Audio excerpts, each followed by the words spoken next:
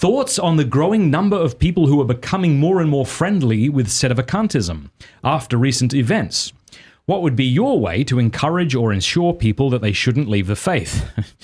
Yeah, I've heard some very worrying statements, actions from people I thought were pretty orthodox, and now they are saying Rome can defect from the faith.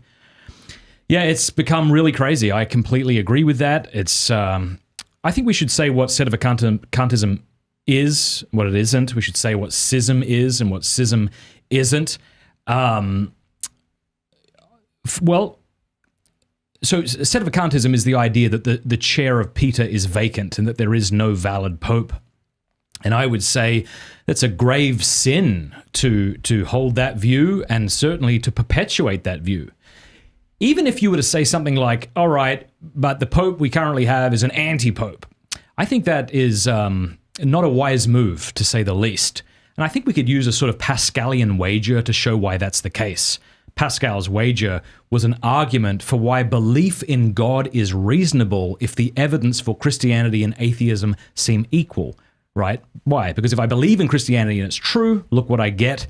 If I believe in atheism and it's true, well, I don't really get much, maybe a little bit, but no way near what I would get if God exists and I believe in him. And I think you could do something similar. I haven't thought this through entirely, so I'm sure there are holes in this. But look, it's really not your job. Oh, I just got a text from Michael Knowles. We should probably read that. It's really not your job to, okay, he emphasized an image. There you go. That's what he said. He emphasized the image of our Pints with Aquinas cigar. It's not your job to adjudicate on such matters. You are not in a position to make those judgments. If you're right, which you're not, but if you're right that Pope Francis is an anti-pope, it's okay, you don't have the authority to make that declaration. If you're wrong and you accept what all of the church has accepted, generally speaking, that Pope Francis is the authentic pope, and you're saying he's not, you're leading souls outside of the church, which is a grave sin. So that's what I'd say about that. Now, what is a schismatic? So let's say what is not a schismatic. Just if somebody criticizes the pope, they're not a schismatic. If somebody thinks that we have a bad pope, they're not a schismatic. So I suppose you can have people erring on one side of the spectrum where they make it appear that if you criticize Pope Francis or think he's a terrible pope, you're therefore a schismatic. I don't think that's true at all. I think you can do both of those things in charity and, of course, not be a schismatic. What is a schismatic? Here's what Thomas Aquinas has to say. He says schismatics are, or schismatic, schismatics, you say it however you want. Schismatics are those who refuse to submit to the sovereign pontiff and to hold communion with those members of the church who acknowledge his supremacy. So I suppose we could either divide that up. Let's divide that up.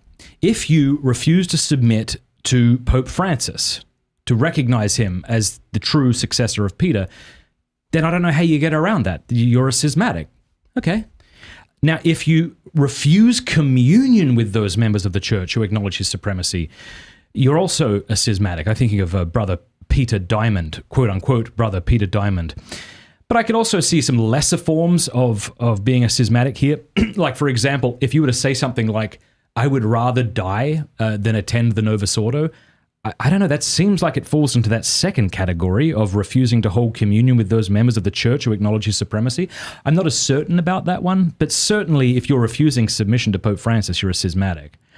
So, yeah, we should warn against this. We should pray for those who fail in this way. I mean, certainly, I think like in times like this, when there's a great deal of error concerning what the human person is and human sexuality and things like that, we can see the abuses on the left, if you want to use political terms, on the left side of the church and be so outraged by that we run as far to the right as possible, not realizing that there can also be errors on the extreme right. And so I think what we want to do is be in humble submission to Pope Francis. And again, humble submission does not mean not criticizing, not making your views known, not having an opinion about him, since, canon law says that we can, Thomas Aquinas says that we can, and even Pope Francis has invited all to make their voices heard. And so